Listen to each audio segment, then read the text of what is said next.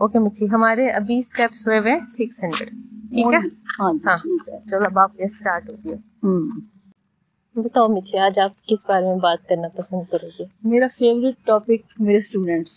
اچھا ٹھیک ہے، بتاؤ. میرے اسکولز، میرے اسٹوڈینٹس، جو ایک میں نے نا 33 ایئرس بھی میں نے نا سرو کیا.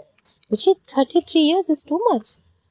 ہاں جی، لیکن میں نے ابھی 4 ایئرس رہتے تھے جب مجھے جاب چھوڑنا پڑی. میں بیمار ہو گئی تھی تو اس وجہ سے مجھے چھوڑنا پڑی. بہرحال لیکن اتنا گولڈن پیریڈ تھا نا میری زندگی کا، وہ میں آپ کو بتا نہیں سکتی. اور کبھی کبھی تو کلاس میں فائقہ ایسے لگتا کہ آج میں نے جو مجھے سیلری ملتی ہے نا، میں نے آج اس کا حق ادا کر دیا. اس طرح کی زندہ کلاس ہوتی تھی. تو جب ہم نے اسٹارٹنگ میں جب ہم نے پڑھانا شروع کیا تھا نا، تو وہ چائلڈ سینٹرڈ ایجوکیشن نہیں ہوتی تھی اور ٹیچر سینٹر تھی. اچھا. بس استاد بول رہا ہے بچے سن رہے ہیں، بس استاد بول رہا ہے بچے سن رہے ہیں. یعنی اس موضوع پر میرے پاس کہنے کے لیے اتنا کچھ ہے کہ سننے والا تھک جائے گا. یعنی اس حد تک میرے پاس مواد ہے. اچھا بہرحال تو مزے کی بات یہ ہے، جو کلاس مجھے سب سے زیادہ جسے پڑھا کے مزہ آیا وہ ایک تو یہ کہ at the end of my teaching مجھے نا ایک اسکول میں بھیجا گیا جو کہ نیولی وہ ہوا تھا، اپ گریڈ ہوا تھا. اچھا. یعنی وہ پرائمری سے مڈل ہوا. اچھا. اور مجھے ترجیحاً وہاں بھیجا گیا کہ ایک سینئر ٹیچر ہیں اور نئی ہیڈ مسٹریس جو ہوں گی تو یہ مطلب وہ نہیں اتنا سمجھ سکتی معاملات کو جتنا یہ سمجھ سکتی ہیں. آپ کو پتہ ہی ہوگا کہ کیونکہ ہم لوگ ملتان سے آئے تھے 97 میں ادھر، تو میری سینیورٹی لوز ہو گئی تھی. تو لیکن مجھے اس چیز کی کوئی پرواہ نہیں، مجھے تو بس پڑھانا تھا اور بچوں کے ساتھ میری زبردست قسم کی ہم آہنگی ہوتی تھی.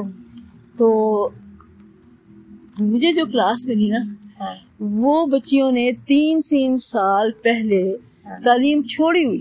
اچھا. کچھ مدرسے میں پڑھ رہی تھی اور اتنی اویئر تھیں کہ انہوں نے مدرسہ ارادتاً چھوڑا کہ ہمیں یہاں نہیں پڑھنا چاہیے.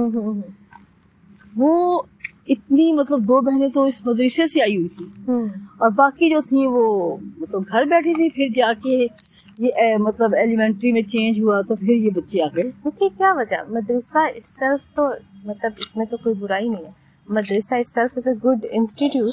تو اس والے میں کیا پرابلم تھا؟ اس میں بیٹا وہ مطلب قاری حضرات سے پڑھتی تھی. میں نے آپ کو پہلے ہی کہا کہ بچیاں بڑی تھی ایز کمپیئر ٹو دوسری لڑکیوں سے نا، یہ لڑکیاں بڑی تھیں. اور ماشاء اللہ باقی جو لڑکیاں تھیں وہ بھی میں داد دیتی ہوں ان کے ٹیچر کو جنہوں نے انہیں اردو پڑھائی تھی. میری ہیبٹ ہے کہ میں بچوں کو نا ایسے رائٹنگ کی طرف شروع میں ہی لے آتی.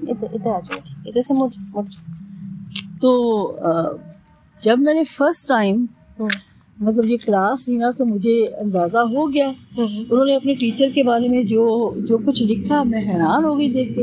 میں نے کہا مطلب ان کو اردو پہ اتنی گرفت ہے تو اب مجھے کام کرنا ہے انگلش کے لیے. انگلش میرا مطلب یہ ہے کہ ہمیشہ سے میرا فیوریٹ سبجیکٹ رہا ہے، اسپیشلی اس کی گرامر. اچھا انگلش آپ کو پسند ہے؟ وہ ہم نے بچپن سے دیکھا ہے آپ کو گرامر پہ اس کی آپ کو بہت اچھی آتی ہے، آپ اس کو پڑھاتی بہت اچھا آتی، پر آپ کا ماسٹرز اردو میں. یہ وہی بات ہے کہ پروین شاکر سے پوچھا گیا تھا کہ آپ نے کیا ہوا تو ایم انگلش ہے تو اردو کی شاعری کیسے کی؟ اس نے کہا کہ میں خواب انگلش میں نہیں دیکھتی. تو مجھے آپ نے اردو اپنی پسند سے چوز کی؟ ہاں، اردو لٹریچر میں نے پسند سے چوز کیا.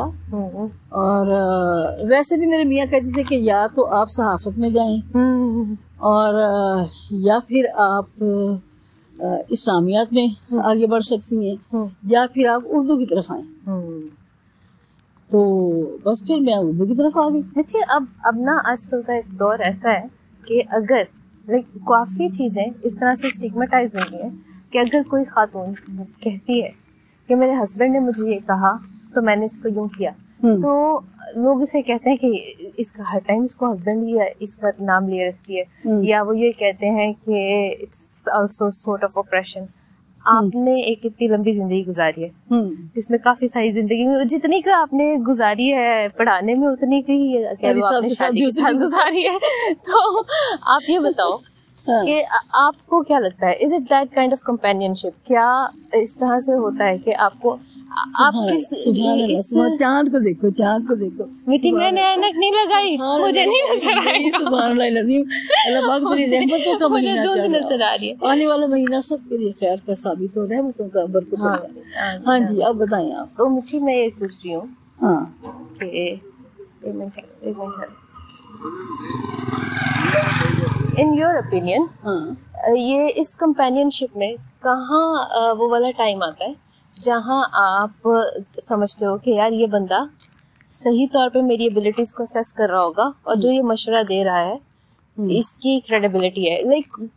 کون سا ایسا ٹائم آتا ہے as a being, as a human being, جہاں پہ آپ کو لگنے لگتا ہے کہ یہ بندہ has authority in my life? اس کی کیا وجہ ہے آپ کے نزدیک؟ اس اتھارٹی کی کیا وجوہات ہیں؟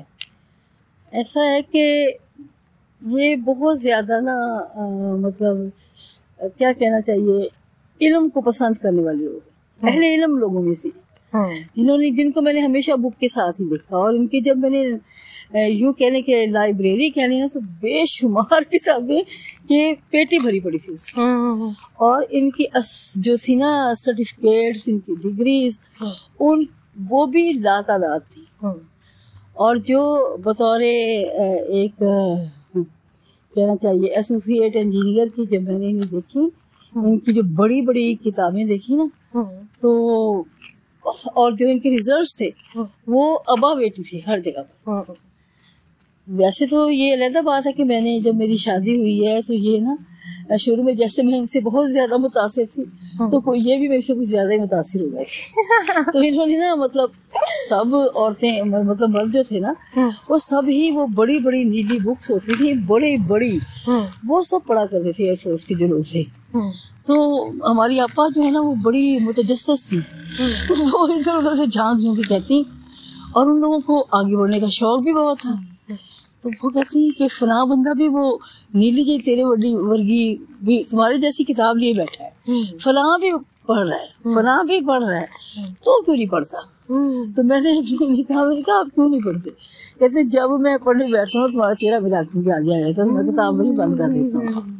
چلے میں نے کہا اچھا, اس وقت میں کوئی میری سوچ وہ مستحکم قسم کی نہیں تھی, بس جیسے بچیاں ہوتی ہیں مطلب 22-23 سال کی عمر میں, اس وقت لڑکی کیا ہوگی.